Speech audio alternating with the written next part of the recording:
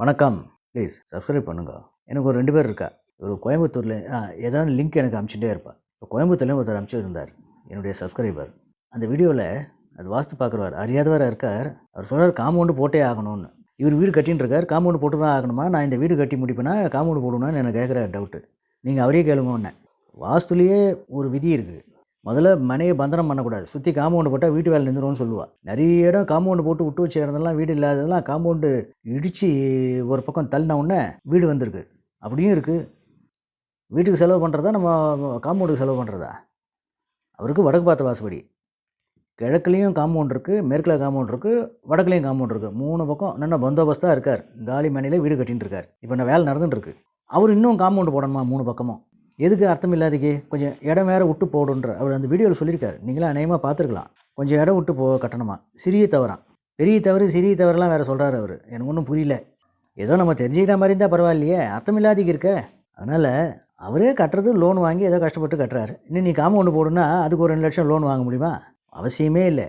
பக்கத்தில் செப்டி டேங்க் இருக்குது, water tank இருக்குது அப்படின்னா அதில் நம்ம எத்தனை விட்டால் தான் தப்பு. ஹெல்த் இன்ஸ்பெக்டரே சொல்கிறது என்னடனா, ஒரு செப்டி டேங்க்குக்கும் போர்வெல்லுக்கும் 15 அடி இருக்கணும். இது ஹெல்த் இன்ஸ்பெக்டர் சொல்லுவா எனக்கு. நான் வீடு பார்க்க போகிற இடத்துல இவ்வளோ டிஸ்டன்ஸில் இருக்கணும்னு 15 அடிக்கு மேல்பட்டு இருக்கணும் அப்படின்வா.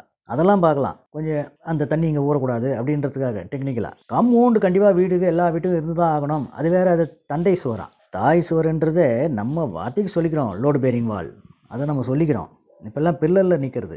அந்த காலத்துலலாம் லோடு பேரிங் வால்னு சொல்லுவாள். இப்போல்லாம் ஃப்ரேம்டு ஸ்ட்ரக்சர், பில்லரில் நிற்கிறது. ஹேங்கரில் ஷர்ட் மாட்டுற மாதிரி வீடு. முன்னெல்லாம் 1.25 அடி செவுரு கட்டுறது. செவுத்தில் நிற்கும் பில்லர் இல்லாமல். அது தாய் சுவர்னு சொல்கிறது. ஏன்னா தாங்குற சுவர் தாய் சுவர்ன்றதுக்காக. இதில் புதுசாக கண்டுபிடிச்சி தந்தை சுவர்னு வேறு சொல்கிறா. அப்படிலாம் அவசியம் கிடையாது. தந்தை இல்லாத இருக்கக்கூடாது இப்படிலாம் வேறு குழப்பறா. வாய்க்கு நம்ம 1000 பேசிக்கலாம். நடைமுறைக்கு சாத்தியம் இல்லாதது. காம்பவுண்ட் போட்டு தான் ஆகணுன்ற கட்டாயம் கிடையாது வாஸ்துவில். என்ன என்கிட்ட பேசணும்னா தாராளமாக பேசலாம். டெக்னிக்கலாக பேசணும், விஷயம் தெரிஞ்சுன்னு பேசணும். போட்டு தான் ஆகணுன்றதெல்லாம் அவசியம் கிடையாது. போடலன்னா நம்ம ஒன்றும் கெட்டு போயிட மாட்டோம். அந்த செப்டி டேங்கில் நம்ம மட்டுமே விட்டால் தான் தப்பு. அது பக்கத்தில் வாட்டர் டேங்க் நம்ம இதுக்கு நம்ம கட்டிப்போம். நிறைய பேருக்கு இந்த குழப்பம் இருக்கா போல் இருக்குது. கவலையே படாதீங்க. கட்டாயம் இல்லை. முடிஞ்சவா போடலாம். இன்னும் நிறைய விஷயம் இருக்குது. அடுத்த வீடியோவில் வேறு விஷயத்தை பற்றி பேசுவோம். வணக்கம்.